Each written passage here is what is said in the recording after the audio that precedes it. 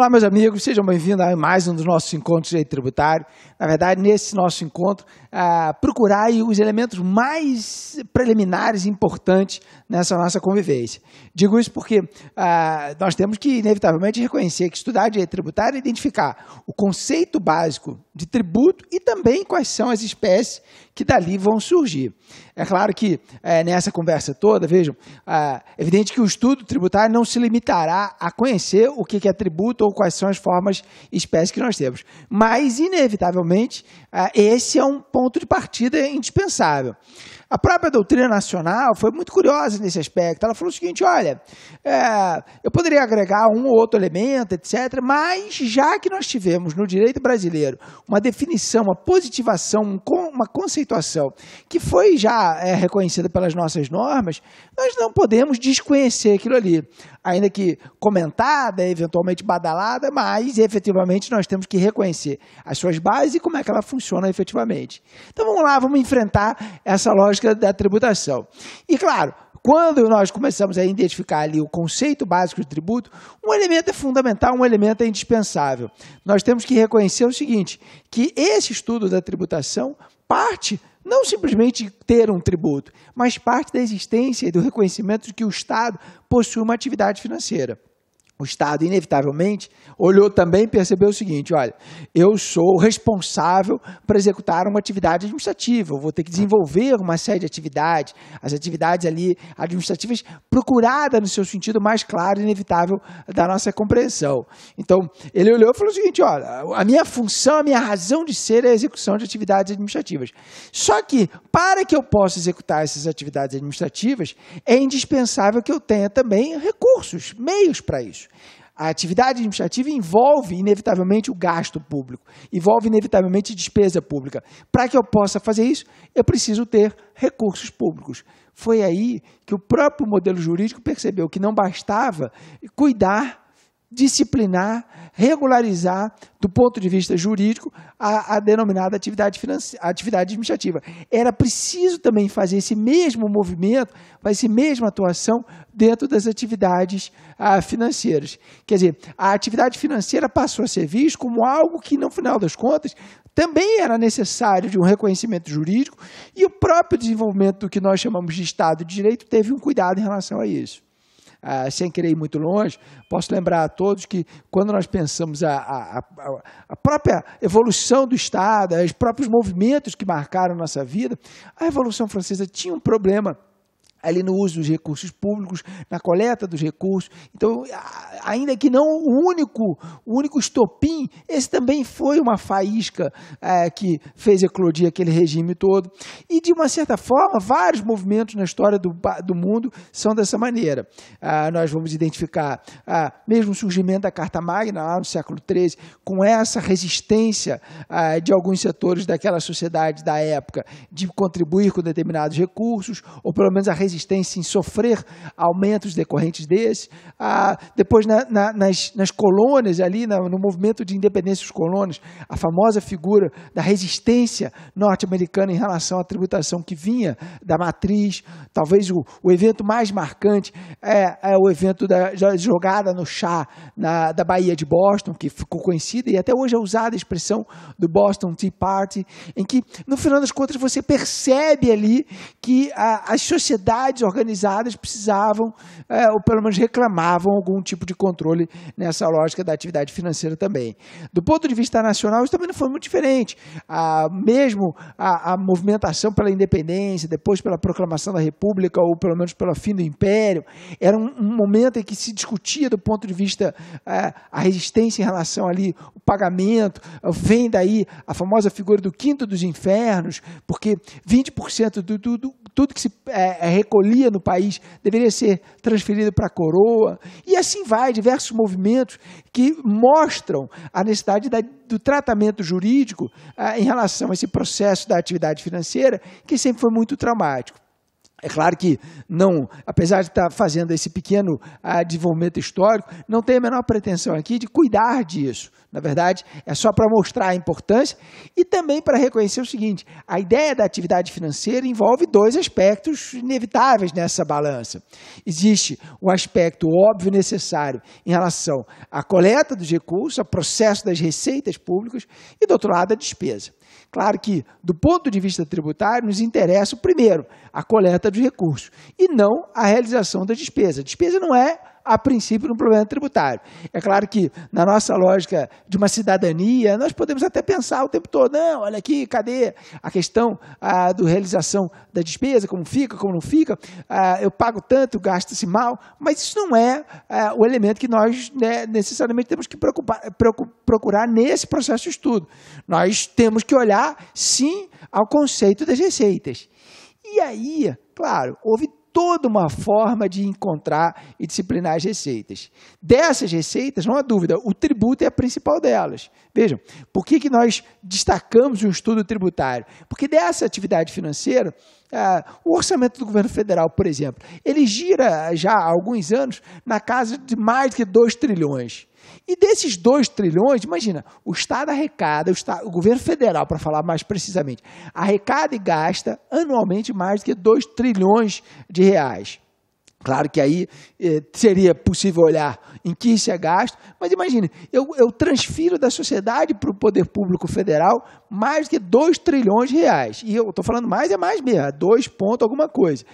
E desses 2 ponto alguma coisa, 1,5, ou seja, 1,5 trilhão é só de tributos. Então vejam que, inevitavelmente, dentro das inúmeras formas de receita que o Estado tem, surge a questão do tributação. Por isso, claro, o tributo ganhou sua especialidade. Agora, isso também mostra para todos nós que tributo não é a única fonte de receita. Isso mostra para todos nós que nós temos várias formas de receita, que podem ser pensadas e classificadas de vários momentos. O que, no final das contas, nos leva aqui a procurar uma classificação que foi, inclusive, a mais importante para todos nós. A lógica das receitas poderia ser separada em uma receita chamada de receita originária e receita derivada. Essa classificação é importante porque a Lei de Finanças Públicas, que é uma lei que, inclusive, antecede ao Código Tributário, diz claramente: olha, o tributo é uma receita derivada. Então, como eu estava dizendo antes, ainda que a gente não goste do que está escrito, está lá na lei. A primeira informação que hoje nós temos aplicável no direito brasileiro é o fato de que o tributo é uma receita derivada.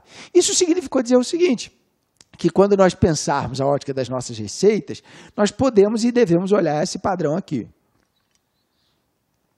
Percebido, portanto, que quando se fala de receitas, das múltiplas formas de classificação, essa acabou sendo usada como referência na lei e usada como referência a partir de conceitos que já estão aí bem estabelecidos.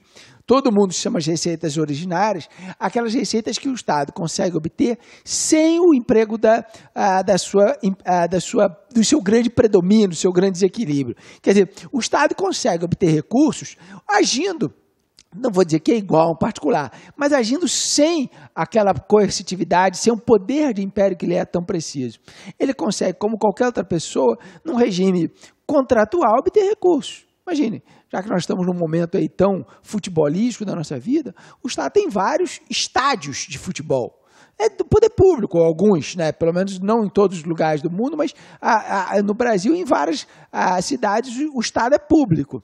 Se o estádio é público, imagina, quando 2 agentes privados, 2 clubes ou o que quer que seja, se reúnem ali para fazer uma atividade esportiva, o que nós temos é um processo de cessão do patrimônio público ao particular, que vai ser remunerada essa cessão. Agora, vejam, isso não tem nada de tributo, isso não tem nada, não é nenhum aluguel, como a gente normalmente gosta de convencionar, mas o Estado consegue ali, pelo seu uso de patrimônios públicos, obter receitas. E vai fazer isso de uma maneira muito contratual. Ele vai definir padrões. Claro que é um contrato que também não é como o nosso privado. Mas vejam que o Estado não obriga ninguém a isso. Se eu quiser fazer o meu jogo em outro lugar, que não no estádio público, ótimo. Se eu quiser fazer o meu show que não no Maracanã ou na Arena não sei das quantas, isso não tem um problema.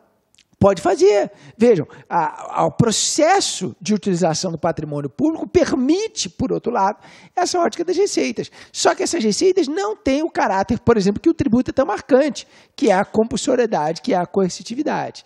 Então, nesse ponto de vista, quando imaginarmos ali a nossa forma da tributação, o ideal é que a gente perceba o seguinte, olha, o tributo é uma receita, mas nem toda receita é um tributo, porque o Estado consegue obter receitas agindo ali na base contratual. O que marca, por outro lado, a nossa característica como sendo ali identificada a partir das receitas chamadas de receitas derivadas. Essa receita derivada, ela vai ter um aspecto a partir do seu elemento de compulsoriedade. Quer dizer, o que marca a denominada receita derivada é a compulsoriedade, é a coercitividade, é o uso do poder de império do Estado para ele obter recursos. E é claro, a princípio, muito mais simples, porque o Estado vai chegar para todos nós e falar o seguinte, olha, ou você aí particular, você me paga tanto. E acabou, não tem como muito resistir, até porque ele vai se valer de uma ótica de império de legalidade também para fazer esse processo de coleta de recursos. E no tributo isso fica muito evidente, porque vejam, ninguém paga tributo porque quer, ninguém assume, pelo menos nesse sentido aí jurídico, um contrato com o Estado para falar o seguinte, não, vou pagar tributo. Muito pelo contrário, o que existe ali efetivamente é uma imposição que dentro do papel do que eu destacava antes, do Estado de Direito, tem como característica o fato de que se elabora uma lei e fala o seguinte, você particular tem que transferir recurso ao Estado. E esse Estado, em nome dessa soberania, em nome desse poder que ele tem de nos tributar, de nos coletar de recursos, ele chega lá e impõe esse processo da coleta das receitas, chamadas receitas derivadas. Então, o sentimento, quando se pensa essa classificação ou o uso da denominação de receita derivada, é nesse ponto. A receita derivada é aquela que vai ter um regime jurídico de compulsoriedade, um regime jurídico fundado na ideia de legalidade e que isso vai ser extremamente importante em alguns elementos. Claro, é evidente que eu posso e devo reconhecer que todo tributo é uma receita derivada. Todo tributo é uma receita derivada.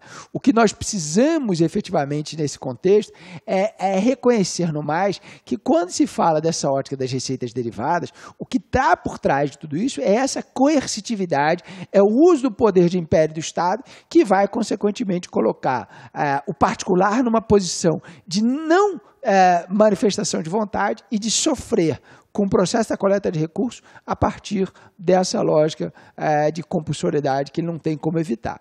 É claro que o mínimo que se espera desse Estado moderno, desse Estado do século XXI, é que pelo menos ele esteja amparado em lei.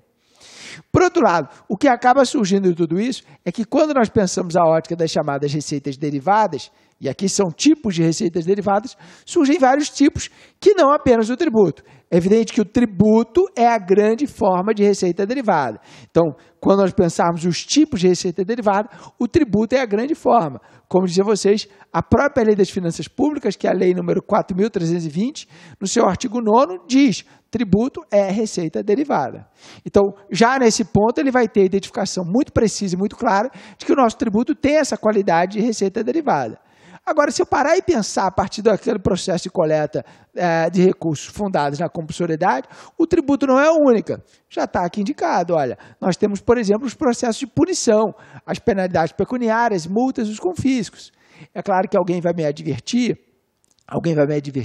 que quando, no final das contas, nós entendamos ali a lógica da multa, a multa ela tem um caráter, alguns vão dizer punitivo, serve ali para sancionar a pessoa que cometeu um ato ilícito, um ato antijurídico, mais do que isso, ela tem um caráter educativo, porque ele mostra para a sociedade, olha, não faça isso, não faça xixi na rua, porque você vai ser multado por conta de danificação ao patrimônio público, não avance o sinal, porque você vai ser multado, não cometa crimes de mensalão, porque você vai ter que pagar uma multa, sei lá, qualquer coisa nesse sentido, tem um caráter educativo, pode ser que algumas pessoas aprendam com isso. E aí é evidente que, se eu fosse procurar esse poder de punir do Estado, claro que tem outras motivações. Agora, do ponto de vista das finanças, se eu parar e pensar, quando alguém paga uma multa, qual é a grande consequência daquilo? É perceber que a multa é uma receita pública. Aquele recurso, pouco importa a motivação que ele tinha, quando ele entra como recurso orçamentário e vai ser usado como tal. Nós não podemos nos furtar a isso. Então, do ponto de vista das receitas, a multa é uma receita derivada, sem sombra de dúvida. E idem quando se pratica o confisco. É só imaginarmos lá aquelas pessoas que fazem culturas ilegais de plantas psicotrópicas. Serão confiscadas e esses valores serão usados como receitas públicas. Se vai ter um bom uso ou não, são outros 500, mas é dinheiro para o Estado. É claro que eu imagino, pelo menos espero, que nenhum poder público fala assim, vamos lançar uma multa aí para a gente ganhar recurso. Imagino, espero eu que não. Mas isso não significa dizer que nós não tenhamos isso como uma realidade. Eu até ouso dizer que alguns setores, alguns órgãos, alguns departamentos, alguns municípios especialmente, vivem muito das multas que arrecadam. Isso para eles é importante. Agora, se eles fizeram isso com essa motivação de ganhar dinheiro ou não, espero eu que não. O fato é que, em consequência, a multa é uma receita. Então, vejam que daí vai surgir já uma grande e importante distinção, que se eu estava dizendo que o tributo é sim uma receita, é sim uma receita derivada, nem toda receita derivada é um tributo. Nós podemos e devemos reconhecer de que existem as receitas derivadas punitivas que não têm caráter tributário. Então, desse ponto de vista, cuidado para a gente não generalizar. E aí, evidentemente, já tem uma distinção bem evidente em que o tributo ele tem uma máxima de coleta de recursos simplesmente para manutenção do Estado, e é claro que o tributo e a multa, vai vir com uma visão mais punitiva que o tributo não tem. Agora, existe essa distinção. E coloquei aqui só para registro também a existência de uma outra receita que a doutrina nacional sempre reconheceu como sendo uma receita derivada. E explico o porquê disso. Até pelas datas das nossas leis, nós elaboramos a Lei de Finanças em 64, o Código Tributário é de 66, tudo isso foi pavimentado por reformas constitucionais no início da década de 60. Então, tudo isso começou a ser muito embrionado no final dos anos 50. Então, no momento em que o direito brasileiro mais pensou sobre finanças públicas, ou pelo menos ali fez um grande assentamento de ideias, foi no final da década de 50. Isso do século passado, evidentemente. E dentro desse ponto de vista, qual era a grande referência histórica naquele momento? O mundo tinha acabado de sair de uma guerra, pelo menos há poucos anos atrás, e na figura ali do fim da guerra, da Segunda Guerra, todos nós sabemos que a Alemanha e a Itália saem da Segunda Guerra devendo aos outros países que foram países vencedores. Significando dizer o seguinte, eu tenho, nesse momento ali, uma figura que era conhecida, a chamada reparação de guerra. Não é bem uma ideia de indenização, mas ela vinha também como uma realidade das finanças das nações naquele momento da metade do século passado. E com isso, quando o direito brasileiro pensou a respeito das finanças, inevitavelmente teve que reconhecer a existência das reparações de guerra. Elas não são muito marcantes no direito brasileiro, elas, por outro lado, são mais uma referência conceitual e doutrinária. Faço apenas o registro para que vá que na nossa prova apareça algum tipo de expressão associada à reparação de guerra, e o que nós temos que reconhecer é que é um outro tipo de receita pública, um outro tipo de receita derivada, que não se confunde nem com o tributo, nem com as penalidades pecuniárias. E a diferença delas, é claro, vai ser até mais facilmente visível, porque se estava eu dizendo que a receita derivada ela vem inevitavelmente com amparo na lei, no caso da reparação de guerra, é evidente que não é lei interna de nenhum país. Aí vai ter muito mais base nos tratados internacionais, os tratados internacionais de guerra e paz, esses que serão tratados que vão acabar dispondo sobre a ótica das nossas receitas propriamente dita. O fato é que, quando pensarmos as receitas, vejam, a minha preocupação nesse primeiro momento é dizer todo tributo é uma receita pública, todo tributo é uma receita derivada, mas nem toda receita pública é um tributo, nem toda receita derivada é um tributo. A visão tributária já tem que começar por aqui.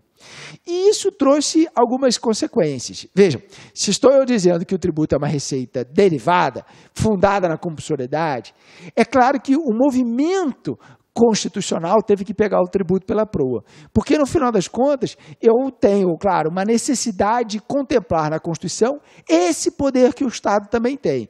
O poder que o Estado tem de nos tributar é um poder que decorre da soberania estatal e, consequentemente, deveria ter uma referência constitucional. É comum na história dos países ter uma referência nas suas respectivas constituições do dever de pagar tributos. É claro que a nossa Constituição, como todos sabem, que é bastante elástica, bastante prolixa, no sentido não pejorativo da palavra, evidentemente, ela acaba tratando muito sobre tributos.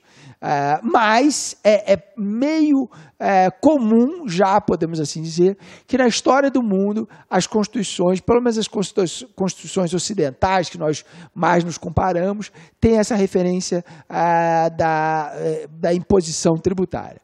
Esse poder de tributar vai para o plano constitucional e, quando vai para o plano constitucional, ele assume aí algumas consequências um pouquinho distintas. Vejam, nós estamos necessariamente colocando, do ponto de vista da nossa tributação, as referências na Constituição de que eu quero que a Constituição, pelo menos, cuide dessa manifestação tributária. E quando ela vai cuidar para estabelecer isso daqui. Primeiro papel da Constituição nesse ponto. Ela tem que afirmar como funciona esse poder de tributar do Estado. E para dizer como funciona, a primeira coisa que ela tem que dizer é como se exterioriza, como se manifesta esse poder de tributar. Então, ela vai ter que identificar efetivamente quais são as espécies de tributos.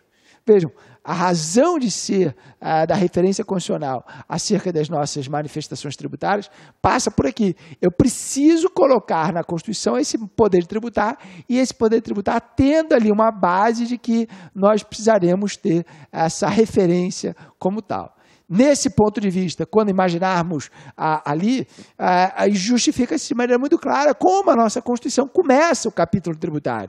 A quem ainda não abriu, a nossa Constituição começa o capítulo tributário ali no artigo 145. O artigo 145 vem dizendo, olha, União, Estado, Distrito Federal, município, vocês podem instituir os seguintes tributos. Veja que ela não está preocupada em definir tributo, nem está preocupada com outra coisa, a não sei dizer logo quais são as espécies que está ali. Imposto, taxa, e aí começa algo que nós vamos falar bastante nessa nossa aula de hoje. Agora, especialmente, observem que foi um papel dado ao Constituinte identificar essas formas tributárias. E com isso, acabou que o nosso Constituinte trouxe também algumas características de cada uma dessas espécies. Vejam, às vezes ele fala mais, às vezes ele fala menos, mas acaba sendo dado também, ao olhar constitucional, uma identificação de como será a eventual característica ABC para determinadas espécies. Então, nós vamos ter isso como tal. Claro que, por motivos mais históricos ou menos históricos, por necessidade de maior detalhamento ou não, vai acabar que algumas formas tributárias são mais faladas pela Constituição, mais esmiuçadas ali pela Constituição, outras menos. Mas o fato é que, para ser tributo, as referências têm que estar lá na nossa Constituição, amparadas ali pelo poder constituinte. Agora, se é fato isso, todos nós podemos reconhecer também que, sendo essa função tributária um dos poderes do Estado, isso não é um poder ilimitado, evidentemente. Nenhum poder do Estado é ilimitado, diga-se de passagem. Todos os poderes do Estado sofrem algumas limitações. E na hora que sofrem essas limitações, sofrem para reconhecer que, olha, peraí, se o Estado pode nos coletar tributos, nós temos que também ter algumas bases que protejam o contribuinte, protejam o particular nesse sentido. Então, galera, vou dar uma parada aqui que eu apertei o botão errado, sem querer.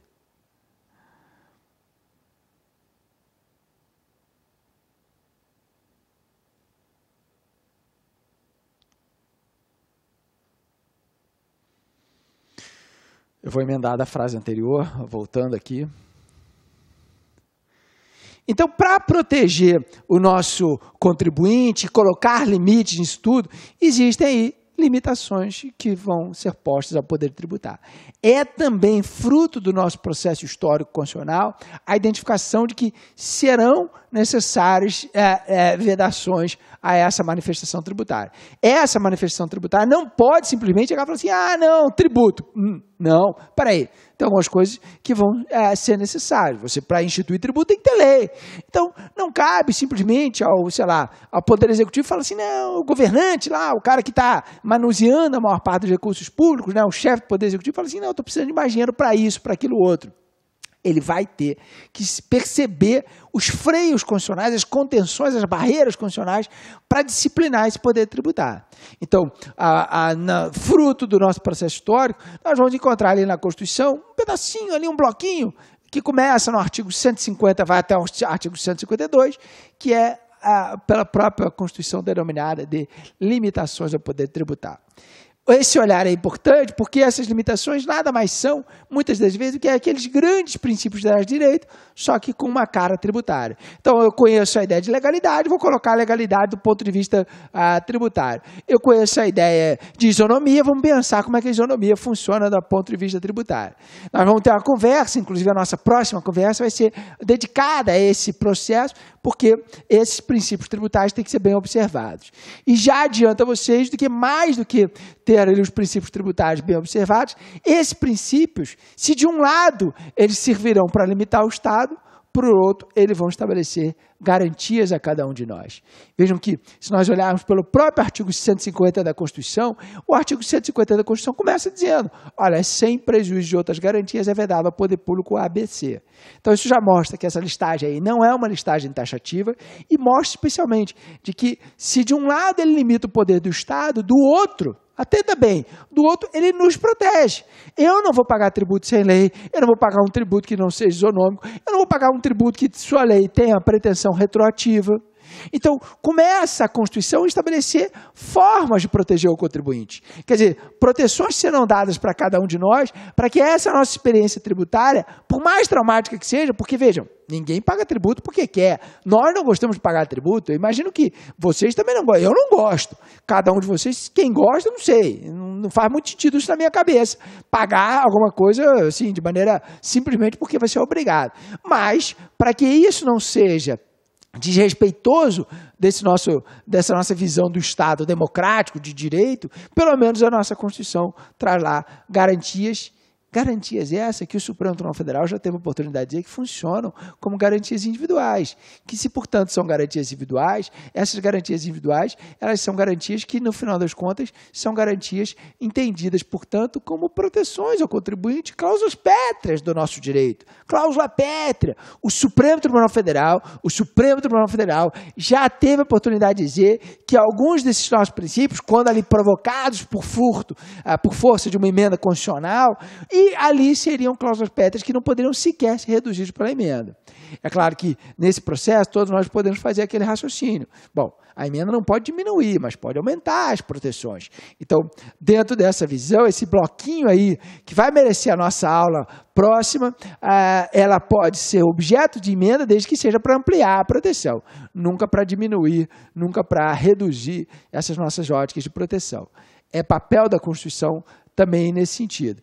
E é papel da Constituição reconhecer ainda que esta manifestação do poder de tributar, ela precisa estar numa visão constitucional bem moderna e dentro da nossa realidade nacional, isso daqui desde sempre, ou pelo menos desde a proclamação da República, que é a nossa primeira Constituição republicana. Isso virou um Estado federativo e, sendo federação, tem que dar dinheiro para todo mundo. É da característica da nossa federação reconhecer que nós vivemos ali diversos níveis políticos, hoje já pelo menos em 3 níveis, ali abraçando também os municípios, sem esquecer do Distrito Federal, como figura um tanto quanto peculiar, mas a verdade é que nós temos todos esses níveis federativos, todos esses níveis políticos, e que eu tenho que dividir esse poder de tributar entre eles. Vejam, sem querer escapar do nosso objetivo aqui, mas se o direito constitucional tem lá a preocupação de dizer que quando falamos de federação, falamos de divisão interna de poder, em que todos esses membros, essas unidades federativas, terão algum tipo de autonomia, e autonomia não só administrativa, diz o artigo 18 da Constituição, mas também uma autonomia política, isso, consequentemente, tem, claro, uma grande repercussão. E a grande repercussão nesse sentido é reconhecer que dessa autonomia autonomia política e administrativa, tem que dar também a devida autonomia financeira, porque ninguém vai ter uma autonomia política sem ter seus próprios recursos. Um município, por exemplo, que é o ente menor da federação, ele jamais vai ter uma autonomia entendida ali no sentido político se ele não tiver também a possibilidade de coletar recursos. Se ele não coletar recursos, como é que ele vai se sustentar? Então, nesse ponto de vista, é fundamental dar aos nossos municípios também uma autonomia financeira. E a própria Constituição teve muito cuidado em relação a tudo isso. O fato é que, se nós pensamos a existência de tributos como sendo um poder do Estado, aí Estado no sentido amplo da palavra, um poder de nos tributar, e esse poder de tributar como sendo uma decorrência da soberania estatal, é claro e evidente que isso tem que estar no plano constitucional. E estando no plano constitucional, a Constituição vai dizer como esse poder se manifesta, quais são os limites que ele tem e quem pode fazer o quê. É o tratamento que o nosso Constituinte deu ao poder de tributar. E, consequentemente, nós vamos ter esse tripé aqui na Constituição. A definição das espécies, dos limites e a repartição de competência, a partilha desse poder tributar em esses nossos diversos níveis da federação. Assim que nós temos que pensar essa lógica desse nosso poder de tributar. Então, esse olhar é importante, esse olhar acaba sendo fundamental para que a gente tenha ali uma realidade de como se dá essa lógica constitucional. Então, a Constituição fez isso, e se ela fez isso, por outro lado, ela vai reconhecer uma grande realidade. Aí eu já começo a procurar na Constituição uma identificação que vai ser dada pelo artigo 146. Porque, vejam, o fruto dessa conversa toda é reconhecer o seguinte, que nós colocamos na Constituição toda uma disciplina desse poder tributar e eu vou ter manifestações tributárias na União, no Estado, no Distrito Federal e nos municípios. Se nós pensarmos, já que fizemos aquela parada lá no direito constitucional, inclusive com a cabeça do direito constitucional, isso justificou, por exemplo, o fato do direito tributário ser colocado como matéria jurídica dentro da competência concorrente. Porque dentro da competência concorrente significará dizer, olha, todo mundo vai fazer as suas próprias leis, mas a União vai fazer uma grande norma geral para todos. Uma norma geral para dar um mínimo de uniformidade.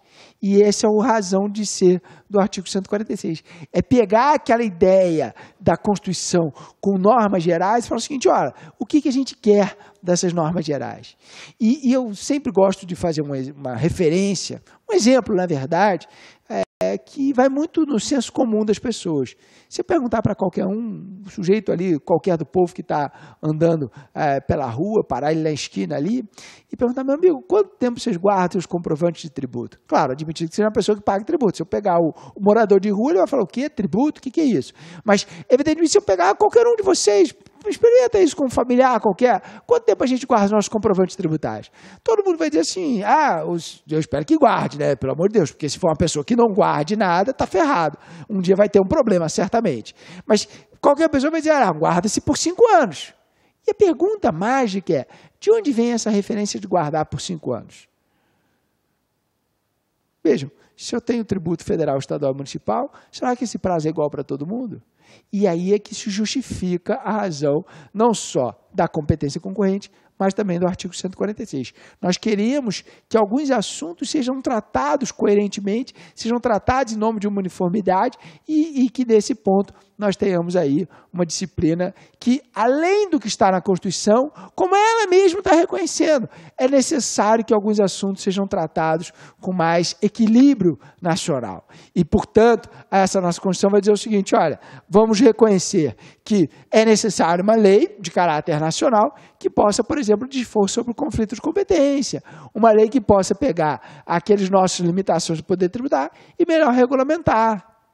Agora, aqui já há um cuidado. Observa, a Constituição define competência. Essa lei ela vai dispor sobre conflitos. A Constituição, isso sempre lembrando do nosso objetivo de prova. A Constituição define as limitações do poder tributário. O que ela pede a uma lei para fazer, em termos de complementação, é que essa lei regulamente tais limitações do poder tributário. Então, esse é o olhar que nós temos que encontrar. E, especialmente nessa listagem do artigo 146, a referência do inciso 3º, quando claramente ele vocaciona, façamos uma lei para estabelecer normas gerais, e aí começa a identificar os assuntos. normas gerais para falar sobre definição de tributos, as espécies, melhorar isso um pouquinho, porque, veja, a Constituição não vai dizer o que é um tributo no sentido genérico. Então, olê, por favor, faça isso, trate do ato das cooperativas, estabeleça nos impostos uma identificação de como funciona ali a incidência, o fatirador, quem é o contribuinte, como é que a gente calcula tudo isso, para dar uma uniformidade nos nossos tributos. Estraga ali os institutos básicos. Quer dizer, eu preciso que você, lei, imaginou a Constituição, defina o que é legislação, obrigação, crédito, lançamento, prescrição. E é por isso que todo mundo guarda por 5 anos, porque eu vou encontrar uma lei que diz que o tempo de prescrição tributária é de 5 anos. E, nesse ponto, vai listando ali as matérias. Eu tenho várias preocupações em cima desse artigo 146 que eu queria dividir com vocês. Primeiro, é bem separar qual é o papel da Constituição, qual é o papel que ela está indicando para essa lei. Segundo, perceber que a própria Constituição quis que essa lei fosse estável, que não fosse facilmente alterável. Portanto, todas as matérias aqui são matérias que a Constituição exige lei complementar. Então, abre lá a sua Constituição, tenho certeza que já está aberto, espero eu, para falar a verdade, e observa aqui o artigo 146. Antes de identificar as matérias, está dizendo assim, cabe a lei complementar. E aí começa essa disposição que deve estar pelo caminho da lei complementar. Então, isso é um elemento importante. Outra coisa que nós temos que perceber, que é em razão dessas matérias, especialmente pela vocação para as normas gerais, que se recepciona o Código Tributário. O Código Tributário sempre foi feito, ou pelo menos concebido e depois admitido, com artigos que tenham mais ou menos essa cara, em que você reconhece a cara ali de normas gerais, em que você reconhece que esse código tem essa vocação de estabelecimento de assuntos que mexam na parte tributária, que sejam normas sobre o direito tributário, mas sem entrar no detalhe de um tributo ou de outro. E eu digo isso porque, se a gente já abrir também o nosso código para ficar como ferramenta de apoio à leitura constitucional, o artigo 1º do código diz lá, esta lei, com fundamento lá na emenda de não sei das quantas, quer dizer, a emenda 18, 65, mas isso já não nos importa mais, estabelece normas gerais aplicáveis à União, ao Estado, Distrito Federal e aos municípios. Então, claramente, o artigo 1º fala de normas gerais, que é o fundamento do artigo 146.3 e outros temas que estão dados aí nesse artigo 146. Diga-se mais, o Código Tributário, além do artigo 1º que fala de normas gerais, ele ainda tem, na referência da sua estrutura organizacional, ele se separa em 2 livros. Abre pelo índice do código. Livro 1º, ele vai tentar complementar as informações da própria sistematização constitucional, ele vai tentar agregar algumas outras informações ao chamado Sistema Tributário Nacional, e o livro 2º, que começa ali no artigo 96, tem lá como grande denominação normas gerais do direito tributário. Então, vejam, é com fundamento também nesse artigo 146 que nós recepcionamos o Código Tributário. E daí surge mais uma preocupação da nossa parte. Vejam, o Código Tributário, a lei número 5.172, lá de 1966, quando feita, foi feita a lei. Ele nem conhecia o que seria a lei complementar ou a lei ordinária, falou lei. Então, quando se elaborou o Código Tributário, se fez lei. Que, diga-se de passagem, nem nasceu com o nome Código Tributário, o nome foi dado já no ano seguinte. Mas ele vem com essa visão de lei e ninguém falava de lei complementar. Mas, por outro lado, como nós sabemos, fruto lá dos nossos estudos constitucionais, que a recepção privilegia o assunto, a matéria, o conteúdo, em detrimento de formalidades, nós vamos poder reconhecer que o Código Tributário tem essa vocação, sim, de tratar desses assuntos e, portanto, eu vou recepcioná-lo com fundamento nesse artigo 146, portanto, vou dizer que ele tem esse status de lei complementar. Ainda que não feito como tal, ele tem o status de lei complementar. Então, do nosso Código Tributário, nós podemos sempre observar isso. Esse Código Tributário estabelece ali normas gerais, fundamenta-se nesse artigo 146, portanto, ainda que feito como lei ordinária, hoje ganha a qualidade de lei complementar, essa qualidade de lei complementar dando mais estabilidade ao Código Tributário. É uma outra preocupação que todos nós podemos ter.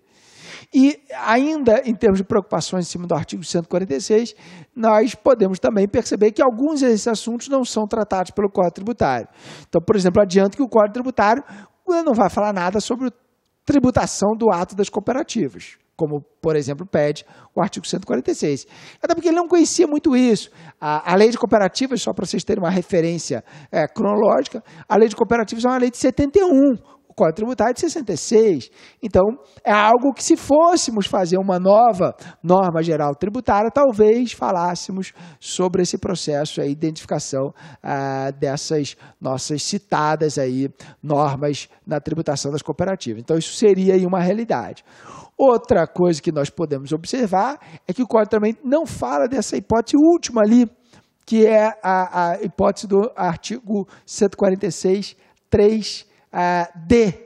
Porque na linha D desse artigo 146, se pede que a lei complementar trate da micro e pequena empresa nessa visão tributária.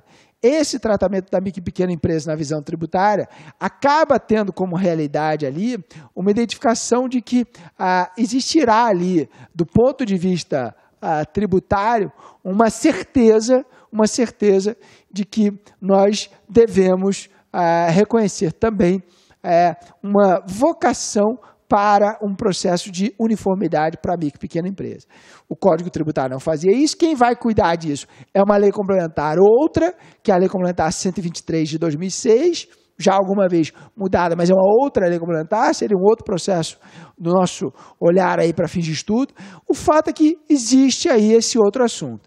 Claro que, nesse caso do tratamento da micro e pequena empresa, eu posso sim reconhecer que isso não está fundado no Código Tributário, mas especialmente eu devo reconhecer os detalhes que a Constituição pediu para isso. Porque, vejam, no inciso 3, a linha D, ele fala, vamos dar tratamento à micro e pequena empresa. Só que no parágrafo único ele traz talvez a principal consequência tributária para a micro e pequena empresa, que é poder fazer um recolhimento único, um recolhimento de uma única guia que serve para pagar vários tributos, inclusive o ICMS e o ISS. Porque, vejam, eu pago no recolhimento federal, mas no final das contas eu tenho ali os fundamentos e a possibilidade de me satisfazer numa visão ali de ter o reconhecimento, ter a disciplina, ter o favorecimento de incorporar ali elementos de uma forma distinta. Quer dizer, isso no final das contas é a grande figura do simples. Eu pago uma única guia que vai recolher vários tributos, essa única guia transfere recursos para a União, e aí vem o 146 no seu parágrafo e diz, olha, esse sistema é opcional, a União está recolhendo esses recursos, mas tem que transferir imediatamente aos estados e municípios as parcelas correspondentes, não pode reter essas parcelas que seriam correspondentes ao ICMS e ao ISS. Essa lei, na hora que for falar, se quiser, pode dispor sobre enquadramentos diferentes por estados. Quer dizer, a própria Constituição, incorporando experiências que já existiam antes da sua reforma, da reforma desse artigo 146, fala que a lei complementar tratará da micro e pequena empresa, mas, acima de tudo, nesse processo de identificação ali da nossa coleta dos recursos para fins do simples. Então, é um olhar ali que vai, pelo menos, ter a nosso cuidado, a nossa atenção de perceber todos esses assuntos. Claro, eu aqui sintetizei muitas coisas, mas o fundamental que cada um de nós tem, abrir esse artigo 146, aí como primeiro dever de casa, ou dever aí, acompanhando a nossa aula, bem cuidar de identificar quais são as matérias que estão listadas no artigo 146, porque são matérias que não só têm estabilidade, mas são matérias que o Constituinte pensou como plano de lei complementar. Pergunta relativamente comum em qualquer prova da nossa vida vai ser, olha, o que cabe a lei complementar dispor, o que cabe a lei complementar estabelecer. Porque, vejam, todo tributo vai ter uma lei, mas não necessariamente vai ser lei complementar. O que eu quero da lei complementar, no primeiro momento, é que a lei complementar verse sobre esses assuntos aqui. E já nesse ponto, observando aí o que então a Constituição estampou nas suas próprias disposições, o que ela recomendou para essa lei complementar. Digo isso porque eu estava afirmando a vocês, até pelo slide anterior, que cabia à Constituição identificar as espécies tributárias. Mas vejam que a própria Constituição falou o seguinte, olha, lei complementar, você, por favor, trate melhor dessas espécies, e antes disso, faz para mim uma definição de tributo, porque eu, Constituição, não vou definir tributo.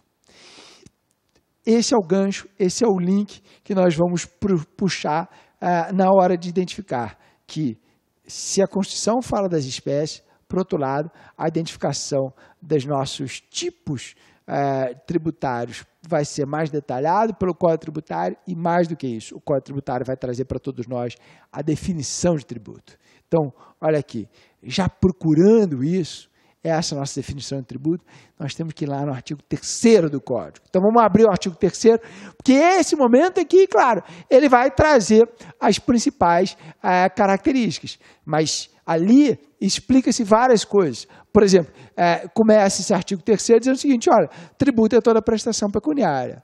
Claro, a palavra pecuniária não é nenhum problema para nenhum de nós, tenho certeza, porque pecuniária todos nós vamos associar a dinheiro. Agora, cuidado com a palavra prestação, porque quando nós pensamos a lógica e a palavra prestação, ela tem uma vocação bem evidente. Prestação significa forma de cumprir uma obrigação. Não é como senso... De novo, se a gente parar aquele sujeito que está ali andando na esquina e perguntar, meu amigo, prestação, ele vai sacar o carnê, vai dizer, não, está aqui o pagamento da minha prestação desse mês, e ele vai ter um sentimento coloquial de que a palavra prestação significa pagamento em parcelas.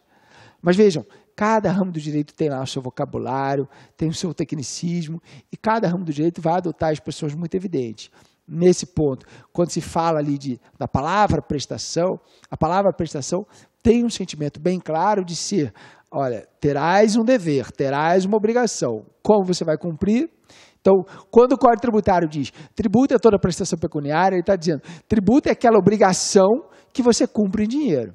Tributo é aquela obrigação pública, aquele seu dever público que você cumpre em dinheiro. Se de um lado você tem direitos fundamentais, do outro você tem deveres fundamentais, meu amigo. Então, você vai ter que cumprir a sua obrigação tributária em dinheiro. E que, no final das contas, vejam, quando nós pensarmos ali a lógica do tributo funcionar como prestação pecuniária, vejam que nós temos que reconhecer que esse dever, essa obrigação, ela não vem da minha vontade, é uma obrigação compulsória. Era quando nós estávamos batendo naquela tecla das receitas derivadas. Tributo é toda prestação pecuniária compulsória. Não decorre da minha, da sua, da vontade de ninguém. O tributo nós suportamos porque nós somos obrigados para tanto. Tributo é toda prestação pecuniária compulsória, diz a nossa definição. Essas três primeiras palavrinhas quase que resumem muito do tributo. É um dever que você vai cumprir em dinheiro e que independe da sua vontade. É um dever que vem por imposição e que você vai cumprir em dinheiro. É isso que o Código está dizendo por trás desse momento que ele fala do tributo ser toda prestação pecuniária compulsória. Só que, claro, para não ficar nesse singela informação, ele traz mais. Traz mais para dizer o seguinte, olha, tributo mais do que prestação pecuniária há de ser pago em moeda ou valor que nela se possa exprimir. Aí começou os nossos problemas, porque essa expressão aqui, valor que nela se possa exprimir, começou a gerar uma série de consequências. Quer dizer, muito debate acabou acontecendo por trás dessa expressão. A doutrina conseguiria colocar aqui várias posições divergentes, só que, na verdade, nós temos o próprio código meio que trazendo já algumas informações do que ele imaginava ser valor que nela se possa exprimir. E quando eu digo isso, digo porque, por exemplo, o código vai dispor no artigo 162, isso do próprio Código Tributário, sobre forma de pagamento. E ele diz, olha, pagamento há de ser feito em dinheiro, cheque, vale postal. Aí, claro, um cheque ele vai pensar, bom, cheque não é um pagamento, não é dinheiro propriamente vista, ainda que seja uma ordem de pagamento, eu tenho que saber se tem recursos onde a pessoa me mandou buscar. Então, no cheque, ele é uma ordem de pagamento que você tem que procurar se tem fundos, num português bem claro. Ou, como diz o artigo 62 ali pelo seu parágrafo 2º, vamos ver se o sacado, que é a instituição financeira, faz o resgate disso aqui.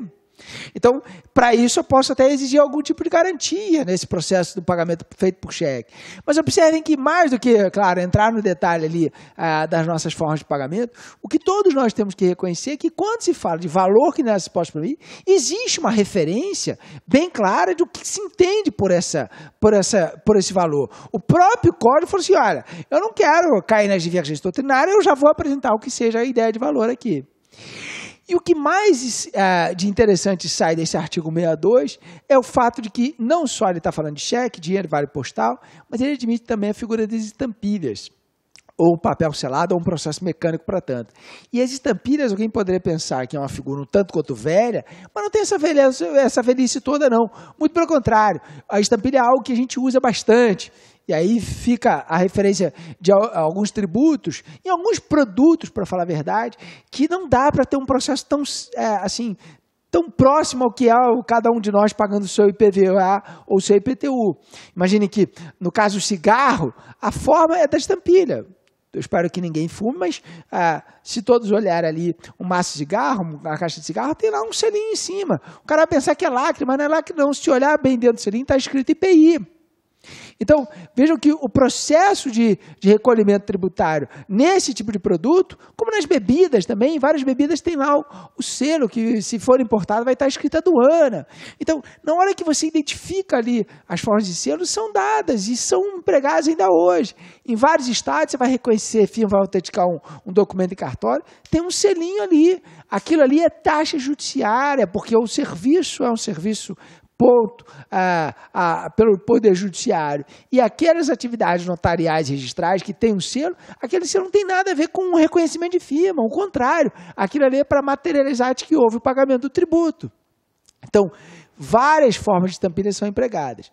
Ela tem lá a sua importância, só para ilustrar, lá no Código Penal tem um crime de falsificação de estampilha, logo depois que o Código Penal falou de falsificação de moeda. Então, ele tem um reconhecimento de importância dentro da nossa esfera jurídica. Está ali, é o primeiro momento em que o Código Tributário fala sobre essa ideia de valor. E não apenas isso, o artigo 156 vai aceitar outras formas de eu cumprir a minha obrigação, as formas de extinção, mas especialmente destaca para todos nós a hipótese do inciso 11, quando ele fala da dação em pagamento, que resolveu grande parte do problema da doutrina. Porque a doutrina fala assim, valor que não se pode proibir, então você vai poder pagar tributo em bens ou em serviços, então vamos dar canetas ao poder público. Isso, se for o poder público municipal, melhor ainda, porque o poder público municipal vai pegar essas canetas e vai usar na atividade escolar. Vejam, aí, claro, se eu parar e pensar, uma caneta tem um valor que eu posso imprimir em moeda. Quer dizer, ela, em tese, encaixaria nisso daqui. Só que isso tem vários problemas. O primeiro problema vai surgir, como diz o próprio Superior Tribunal Federal, em razão da ótica da licitação. Você não pode generalizar isso. E a licitação? A licitação é uma realidade. Então, desse ponto de vista, a questão licitatória não deve ser descuidada. Então, claro que, para tanto, nós teremos a necessidade, o reconhecimento de que, por mais que o direito parecesse aqui ter uma possibilidade de abrir, eu tenho que conjugar isso com as outras regras do direito. E mais do que isso, para que evitasse dúvidas, o Código Tributário vai falar que é possível essa figura da dação em pagamento, que é o nome bonitinho que nós damos para tanto, mas essa dação em pagamento há de ser feita em bens imóveis. Então, vejam, sublinha aí milhares de vezes, porque se alguém nos perguntar, paga em moeda, mas eu posso dar um bem? Bom, depende que bem. E o izinho não pode faltar. Quer dizer, até aceita-se que você vai pagar tributo com bens, ou melhor, vai cumprir a sua obrigação com bem. Não é propriamente um pagamento, será uma forma ou outra de cumprir a nossa obrigação. Mas isso há de ser feito em bens imóveis, e tão somente imóveis. Não se aceita nenhum pagamento que não seja em imóvel. Não se aceita, portanto, pagamento em bens móveis ou serviços. Ou se eu quiser começar a gastar o nosso latim, veja, o tributo há de ser pago em espécie, e não em natura ou em labore. Eu não vou virar ao poder público municipal, estadual, e falar assim, deixa eu prestar serviço aí a você para pagar o meu IPTU, o meu IPVA. Não é esse o padrão. Muito pelo contrário. Quando o Código Tributário quis falar sobre essa dação em pagamento, ele claramente falou assim, olha, vamos até aceitar a dação em pagamento, mas tão somente imobiliária.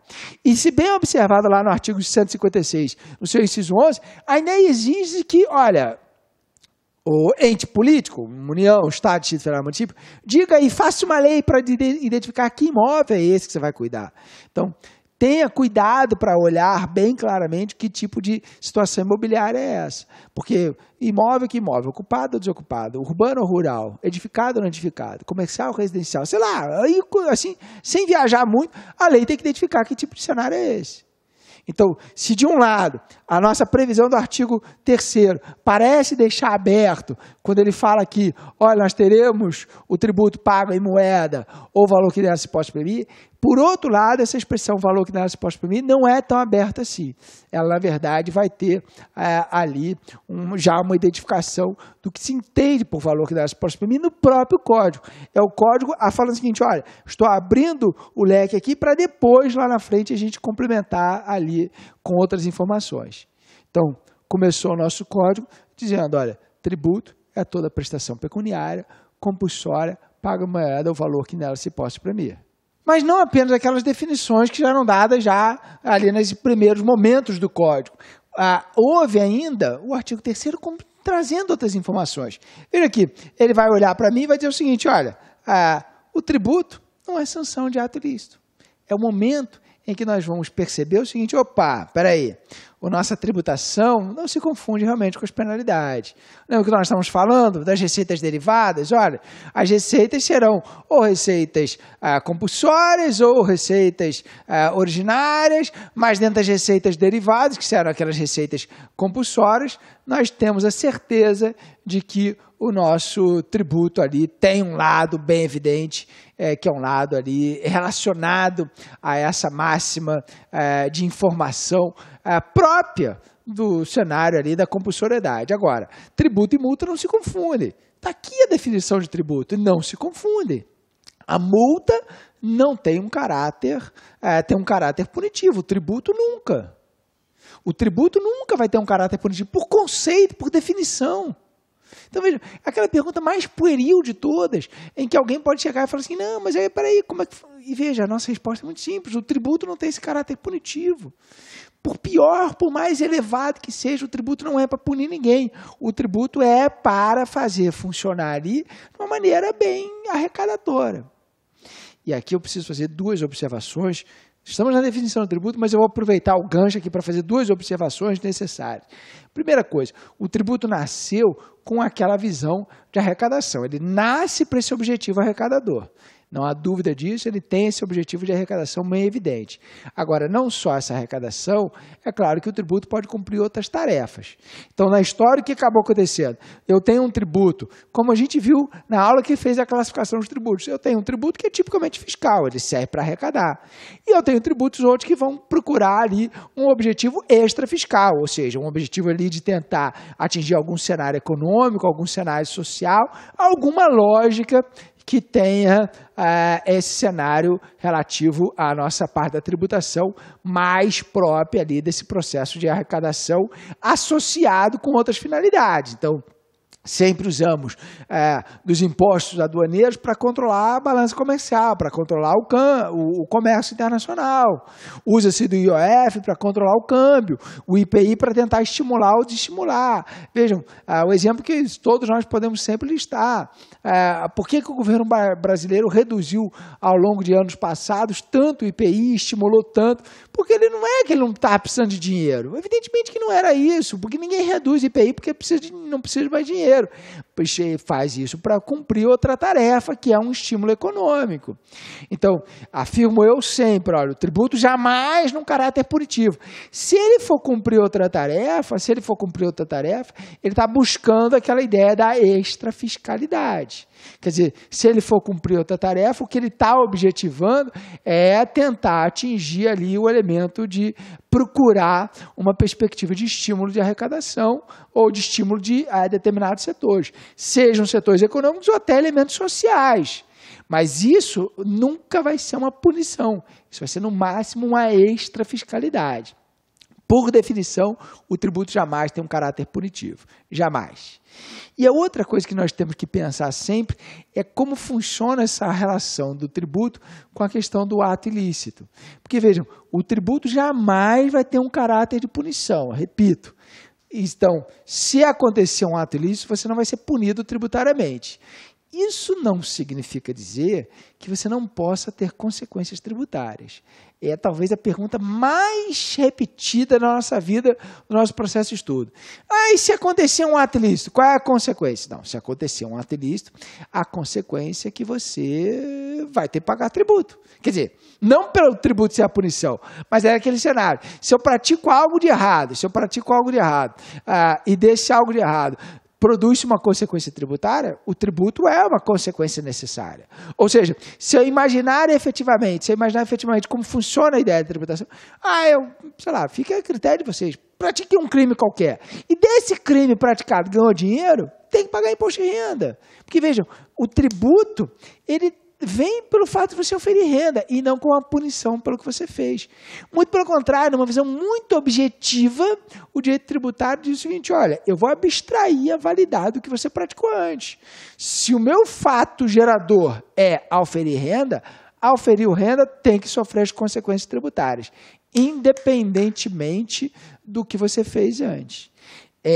Ter o cuidado para jamais misturar isso e diferenciar bem do que vai aparecer no artigo 118, ali inciso 1º do nosso Código Tributário. Dirá esse artigo 118, no inciso 1º do Código Tributário, que essa lógica da nossa tributação, ela será interpretada abstraindo a validade dos atos praticados. É a famosa ideia do non-olet, do pecunia non-olet. Numa tradução literal, o dinheiro não tem cheiro. Significando dizer o seguinte, eu vou abstrair a origem, vou abstrair aquele pressuposto original de validade e vamos cobrar tributo independente de qualquer coisa. Vou cobrar tributo independente de qualquer coisa. Então, seja porque você praticou um ilícito e daí oferiu renda, seja porque você é um comerciante, mas está vendendo, na verdade, está vendendo mercadorias roubadas ali, que você oferiu, ganhou em receptação, tem que pagar o ICMS, tem que pagar o imposto de renda.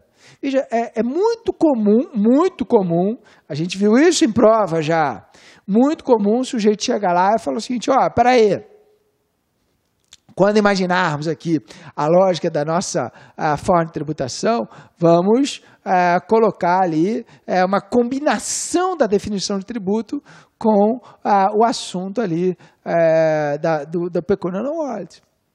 Exame da Ordem dos Advogados, 12º exame nacional. O cara foi lá e botou. Cadê o senhor, meu querido bacharel? Olha aqui, dá a definição de tributo, e aí ele associa isso que está aqui no artigo 3º com aquela interpretação objetiva lá do artigo 118, que abstrai a validade e vai dizer o seguinte, não, peraí, quem praticou um eventual ilícito penal e daí oferir renda, que se tribute efetivamente. Então, muita cautela, porque nesse ponto, insisto, jamais o tributo vai funcionar com a punição. Jamais. O tributo não é sanção de ato ilícito. Mas, por outro lado, ele tem essa associação com o artigo 118 para dizer que nós não somos afastados da incidência se você tiver antes praticado algum tipo de ilicitude. É uma interpretação bem objetiva, bem econômica, dizer o seguinte, se o fato gerador aconteceu, que você tem que pagar esse tributo. Então, são as cautelas que essa característica vai nos trazer. Só que, claro, da nossa visão ainda do código, voltando para o artigo 3º, nós vamos encontrar outra característica. Vejam, dissemos nós, o tributo é compulsório. Está aqui, necessariamente instituído por lei. Todo tributo tem que vir por lei. Não é por decreto do governador, do prefeito, do presidente, por vontade do secretário da Fazenda, nem por espirro do Espírito Santo. Na verdade, o tributo, para surgir, tem que surgir mediante lei. Lei. Que como isso aqui está no Código Tributário, lá em 66, ele não vai dizer que lei é essa, porque o Código Tributário não conhecia a diferença de lei complementar para lei ordinária. Ele diz lei. Qual lei vai ser utilizada? Quem vai dizer é a Constituição. Como regra, portanto, lei ordinária. Muito ocasionalmente, nós vamos ter alguns tributos que são instituídos por lei complementar, mas muito ocasionalmente esses tributos serão instituídos por lei complementar. O que nós temos por certo é que quando se identifica ali a forma de imaginar ali que o tributo vem por lei, bom, a Constituição dirá que lei é essa, e como padrão, lei ordinária. Aí só cuidado para a gente jamais confundir a ideia do Código Tributário, que é uma lei de natureza complementar, com a lei ordinária que, no final das contas, institui tributo. Vejam, Tem alguns tarados por aí que acham que a lei complementar é necessária para tudo na vida tributária. E não é. No final das contas, nós teremos ali o nosso tributo decorrendo de lei e lei ordinária. Esse é o padrão. A lei complementar tributária vai ser dada com fundamento naquele artigo 146 que a gente comentou agora há pouco, e aí servindo para vincular normas gerais, não a lei do tributo propriamente dita. Então, quando eu, União, vou instituir, por exemplo, uma taxa nova, eu vou fazer uma taxa nova, colocando aquela taxa, para dizer o seguinte, olha, aqui vai ser lei ordinária. Quando o município lá vai instituir a sua lei de IPTU, lei ordinária. Então, esse é o padrão que a gente tem que seguir. E por ser lei ordinária, não tem nenhum tipo de problema. Cabe numa boa medida provisória. Aqui, quando ele falou de lei, o próprio Supremo Tribunal Federal tem já na sua tradição a aceitação em relação à medida provisória. A medida provisória é uma figura possível. É uma figura possível. Isso já está consolidado na jurisprudência do Supremo Tribunal Federal. Então, tributo é sempre compulsório. Para ser compulsório, imposto mediante lei. E se de um lado tem essa atividade legislativa, depois vai ter uma atividade administrativa. A atividade administrativa de cobrança. Que vejam, já que o tributo é uma receita pública, uma receita derivada, fundamenta-se na lei, a atividade administrativa é uma atividade tipicamente vinculada. Ou seja, uma atividade que tem ali a característica de ser uma atividade que tira do agente administrativo de cobrança, ou seja, tira desse nosso agente que vai praticar aqui os atos de arrecadação, qualquer tipo de conveniência, oportunidade, discricionariedade, liberdade, ele vai arrecadar nos limites que a lei estiver determinando. Ele vai praticar o que a lei tiver a ele determinando, sem maior mistério, sem maior dúvida. Então, se nos perguntarem agora o que é um tributo, nós podemos dizer que o tributo é uma receita derivada, diga-se de passagem, mas é uma receita derivada que é melhor entendido como sendo uma prestação pecuniária, compulsória, paga em moeda, ou valor que nela se posta para mim, que não constitua a sanção de ato ilícito, instituído por lei e cobrada mediante atividade administrativa plenamente vinculada. Muito comum, seja em qualquer tipo de prova que um dia a gente for demandado, alguém querer pegar essas características e extrapolar aí, usar dessas características ali para a gente... É o conceito básico, olha, porque todo tributo vai ter isso. Se você imaginar uma IPVA, que está aí todo mundo sempre sofrendo contra o IPVA, o IPVA é a prestação pecuniária, compulsória, paga moeda, valor que nela se posta para mim. Com todas essas características aqui. A minha taxa de lixo, se todos os municípios tiverem, prestação pecuniária, compulsória, paga moeda, valor que nela se posta para mim, que não constitui vinculada. Quer dizer, preenche as 6 características, todo e qualquer tributo, seja o imposto de renda, a taxa, a contribuição disso.